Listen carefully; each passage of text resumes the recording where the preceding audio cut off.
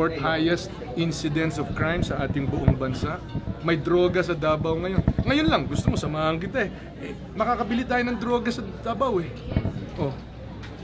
So, hindi... 2,000 years later. Police Station 8 recovered 6.9 million pesos worth of shabu from the house of a drug suspect in NHA Village, Barangay Maa, Davao City at 3:15 in the morning this Wednesday, July 3.